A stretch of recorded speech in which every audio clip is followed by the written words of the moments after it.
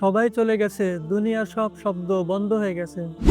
তবুও সেই কবরে ভেসে আসছে এক অনন্য সুর। যে ব্যক্তি দুনিয়ায় কোরআনের সাথে ছিল, তার কবরেও কোরআন একা থাকতে দেয় না। তার কবর হয় নূরের উৎস।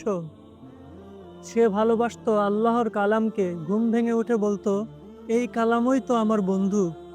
আজ তার কবরেও সেই বন্ধু পাশে বসে। কোরআন তেলাওয়াত যেন হয়ে দাঁড়ায় আল্লাহ তাআলার নৈকট্যের চাবিকাঠি। রাসূলুল্লাহ সাল্লাল্লাহু আলাইহি ওয়াসাল্লাম বলেছেন, কোরআন কিয়ামতের দিন তার সাথীর সুপারিশ করবে। আর কবর সেই সুপারিশে আগে থেকেই সাড়া দিয়ে বলে, তুমি এই কবরে একা নও, তোমার সাথী কোরআনও এই কবরে উপস্থিত। ভাই ও বোনেরা, আপনি যদি চান আপনার কবরেও কোরআন তেলাওয়াত হোক, তবে দুনিয়ায় কোরআনের সাথে বন্ধুত্ব করুন। কারণ এই আয়াতগুলোই একদিন কবরের আধারে আলো হয়ে উঠবে। রাসূলুল্লাহ সাল্লাল্লাহু আলাইহি ওয়াসাল্লাম বলেন, সূরা মুলক কবরের আযাব থেকে রক্ষা করে। কোরআনের সুর আজ আপনার বাজছে, কাল তা বাজবে আপনার কবরে।